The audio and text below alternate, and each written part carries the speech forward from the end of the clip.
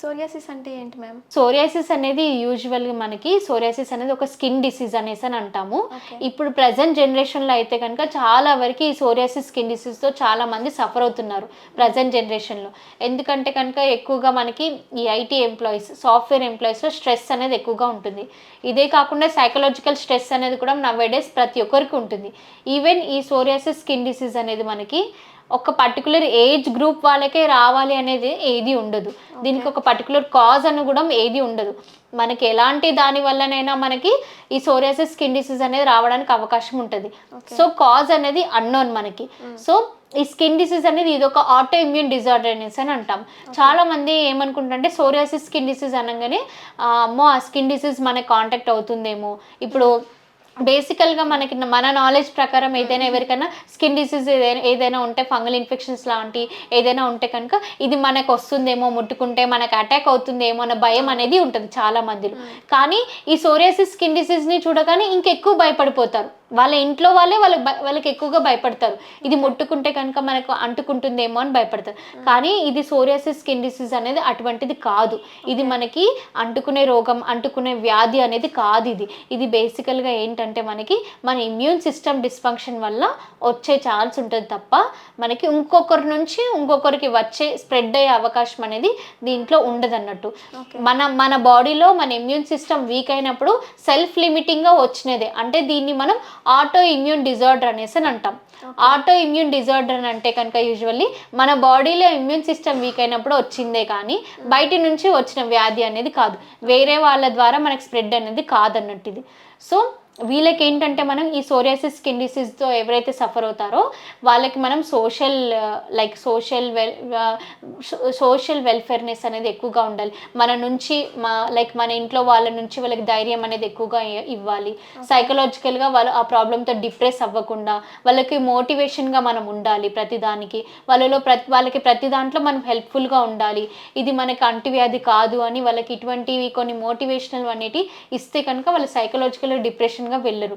లేదు అంటే కనుక మన ఇంట్లో వాళ్ళే మనం వేరుగా చూస్తే కనుక అప్పుడు వాళ్ళు సైకలాజికల్గా డిస్టర్బ్ అవుతారు. ఇంకా డిసీజ్ ప్రోగ్రెస్ అనేది ఎక్కువ అయిపోతుంది వాళ్ళ బాడీలో.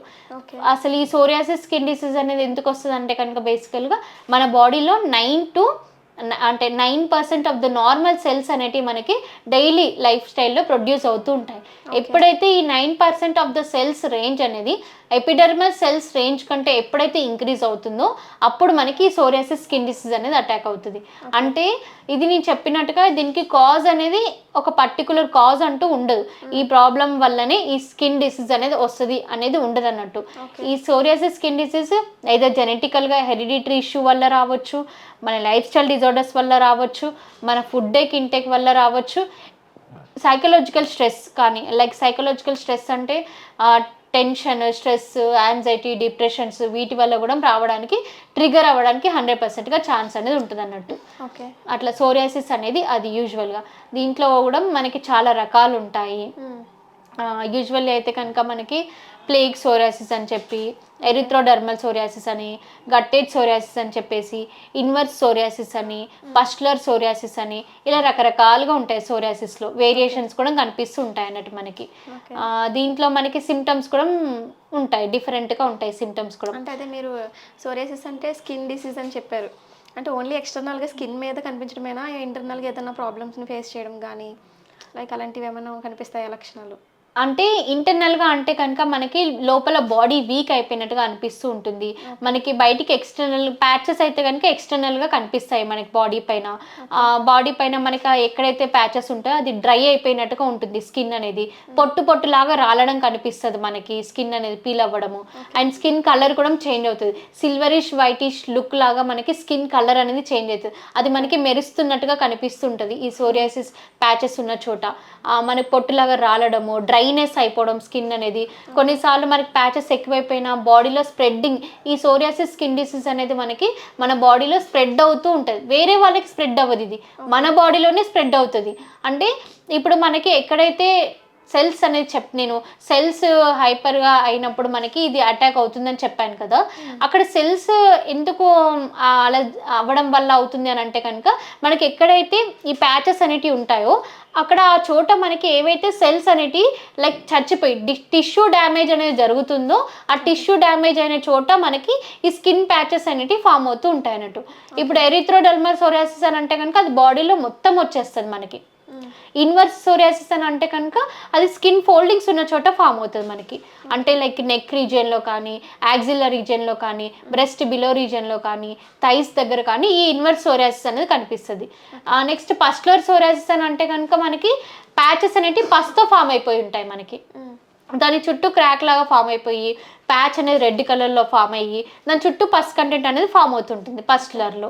నెక్స్ట్ వచ్చేసి గట్టెడ్ సోరియాసిస్. ఈ గట్టెడ్ సోరియాసిస్ అనేది యూజువల్గా ఏంటంటే మనకి లైక్ చిన్న పిల్లల్లో కానీ యూజువల్గా ఇది ప్యాచ్ అనేది మనకి 1.5 సెంటీమీటర్ డయామీటర్లో లిజన్ లాగా ఫామ్ అవుద్ది మనకి గట్టెడ్ సోరియాసిస్లో. ప్లేగ్ సోరియాసిస్ అని అంటే కనుక ప్యాచెస్ అనేవి ఎక్కువగా డ్రైనెస్ అయిపోవడము, స్కేలీ లాగా ఫాల్ అవ్వడం అనేది మనం చూస్తాం అన్నట్టు. ఇది మనకి సోరియాసిస్లో మనకి చాలా సివియర్గా ఇచ్చింగ్ అనేది ఉంటుంది, మంటగా అనిపిస్తుంటుంది స్కిన్ అంతా కూడాము. బయటికి ఎక్కడికైనా వెళ్ళడానికైనా ఇబ్బంది పడుతూ ఉంటాం. ఎండకి వెళ్ళినా కూడా స్కిన్ అనేది బాగా డ్రై అయిపోయి మేజర్గా అయితే కనుక ఈ సోరియాసిస్ స్కిన్ డిసీజ్ అనేది వింటర్ సీజన్లో ఎక్కువగా చూస్తాం. స్కిన్ అనేది బాగా నార్మల్గానే మన బాడీ స్కిన్ అనేది డ్రై అయిపోతూ ఉంటుంది ఈ వెదర్కి. వింటర్లో కానీ రెయినీ సీజన్లో కానీ ఈ సోరియాసిస్ స్కిన్ డిసీజ్ అనేది ఎక్కువగా ఫేస్ చేస్తూ ఉంటారు. ఇటువంటి వాటికైతే కనుక మనకి ఇలాంటి స్కిన్ డిసీజెస్కి అయితే కనుక హోమియోలో వండర్ఫుల్ మెడిసిన్స్ ఉంటాయి.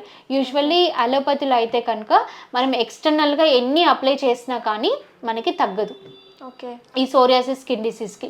ఎందుకంటే మనం ఎక్స్టర్నల్గా ఇంగ్లీష్ మెడిసిన్స్లో ఆయింట్మెంట్స్ లాంటివి కానీ అవి అప్లై చేస్తూ ఉంటాం, లోషన్స్ లాంటివి. అది అప్పటి వరకు తగ్గినట్టుగానే కనిపిస్తుంది, మళ్ళీ ఒక రోజు ఆపేగానే మళ్ళీ రిపీట్ అవుతూనే ఉంటుంది అన్నట్టు అది.